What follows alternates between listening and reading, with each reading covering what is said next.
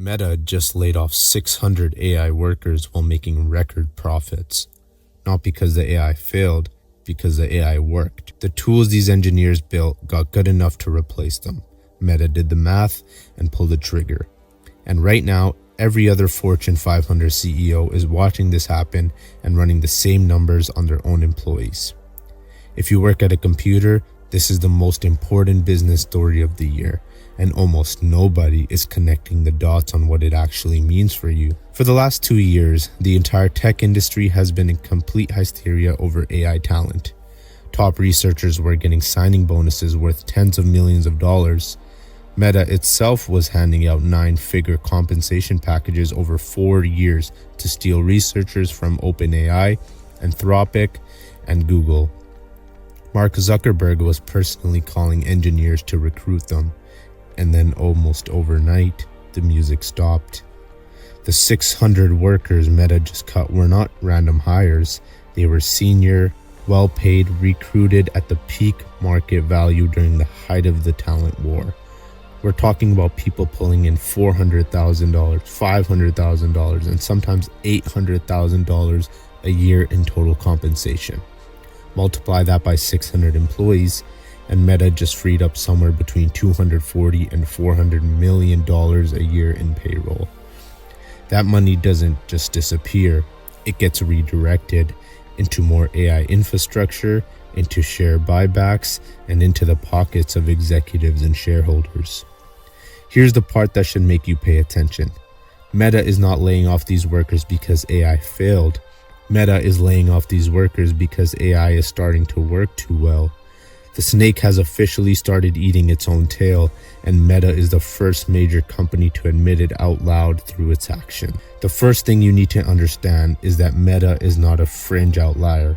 Meta is the leading indicator. For the last 30 years, tech layoffs have followed the same pattern every single time. One big tech company makes a bold move, the other big tech companies who all benchmark themselves against each other see that move and feel pressure to do the same. Within 6 to 12 months, the entire industry is doing it. We literally just watched this play out. In 2022, Meta announced its year of efficiency, and within a year, Google, Microsoft, Amazon, and Salesforce had all done major layoffs. Even companies posting record profits joined in, because the market started rewarding cost cuts and started punishing perceived bloat. That same pattern is about to repeat, but this time it is targeting a completely different group of workers. The first wave of tech layoffs hit recruiters, HR management, mid-level managers, and support roles. This second wave is going to hit the people who were considered untouchable just 2 years ago. Software engineers, AI researchers, data scientists, product managers, the exact roles that every personal finance influencer on the internet was telling teenagers to learn for the last 5 years because they were on the safe path to a 6-figure salary. And here is where it gets uncomfortable. Once Meta proves you can run a leaner AI division without losing your competitive edge, every other tech CEO is going to feel pressure from their board to do the same thing. Sundar Pichai at Google is going to get asked why his AI headcount is so much more higher than Meta's. Satya Nadella at Microsoft is going to face the same question. The CEOs of every Fortune 500 company that has spent 2 years hiring AI talent are about to start running the same math, and the answers are not going to be friendly to the people currently holding those jobs. So if you don't work in tech, you might be thinking, this isn't my problem. It is your problem, and here is why. Tech companies are always the first to adopt new technology, including the technology they invent themselves. When Meta and Google start using AI to automate roles internally, they are essentially conducting a free public experiment on behalf of every other industry. They are testing what can be automated, what cannot, how much cost it saves, and what the productivity trade-offs look like. Once those experiments produce results, the playbook gets exported everywhere else. Banks are watching, law firms are watching, insurance companies, consulting firms, accounting firms, marketing agencies, media companies, healthcare administrators. Every one of these industries employs huge number of white-collar workers doing exactly the kind of cognitive, screen-based, repeatable work that AI tools have been getting scary good at. And every one of these industries has a CFO whose entire job is to look at what the most efficient companies in the world are doing and apply it to their own cost structure. This isn't speculation. JP Morgan has already publicly that it expects AI to materially reduce its operational headcount over the next decade. Klarna openly bragged about replacing roughly 700 customer service workers with a single AI agent. UPS announced a major round of corporate layoffs, partly attributed to an automation. These aren't predictions, they are already happening. And the Meta story is going to accelerate all of it. Because once a flagship tech company demonstrates that you can lay off your own AI engineers using AI, the conversation in every other boardroom shifts from should we do this to how fast can we do this. If you made it this far, here's the part I really want you to hear, because it's the part nobody is going to tell you on TikTok or LinkedIn. You are probably not going to get replaced by AI tomorrow. The actual threat is something different, and it's already happening to you whether you've noticed it yet or not.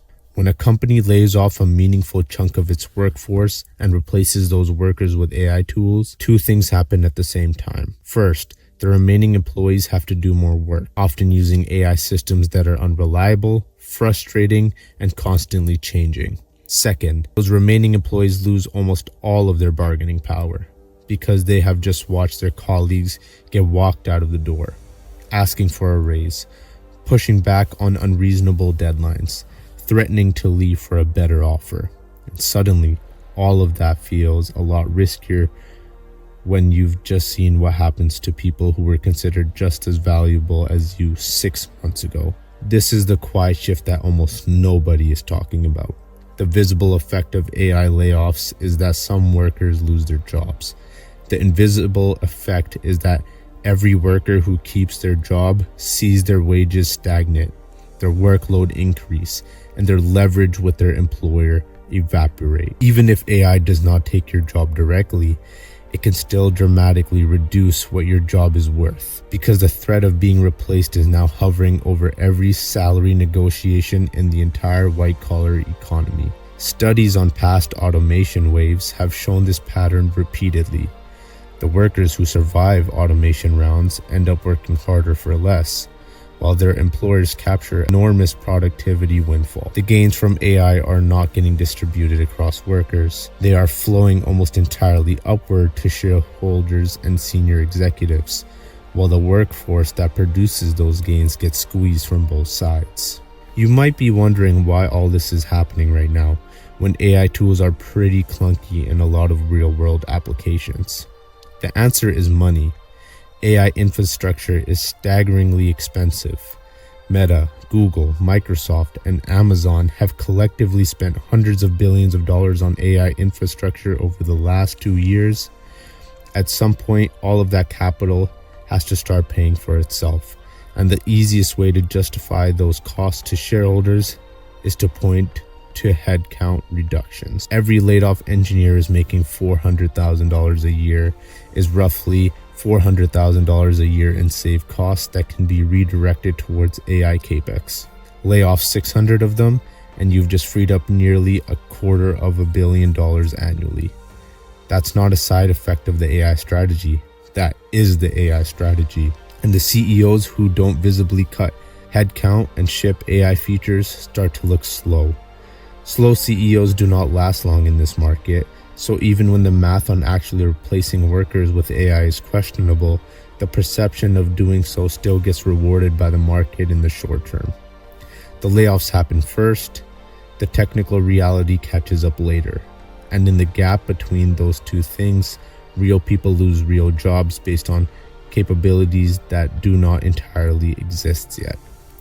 So if your job involves a computer, a screen, repeatable cognitive work, here is the honest version of what you should be thinking about. You probably are not going to get replaced by AI tomorrow, but your industry is going to start treating you as if you could be. hiring will slow down, wages will stagnate, open positions in your field will shrink. Job security will quietly become a thing of the past. The job market doesn't need AI to actually replace you. It just needs your employer to believe that AI might replace you, and that belief is already firmly in place. The most important thing you can do right now is stop assuming your current job will look the same in 5 years. Build skills that complement AI rather than compete with it.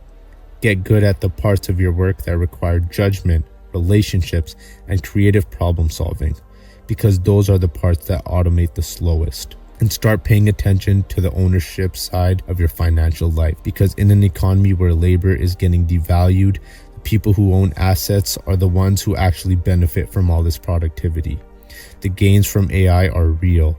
They are just not going to the people who used to do the work. They are going to the people who own the companies that used to need the work done. You cannot stop this wave, but you can position yourself so that when it arrives at your industry, you are not one of those 600 Meta employees walking out the door with a card box. The Meta layoffs are the warning shot.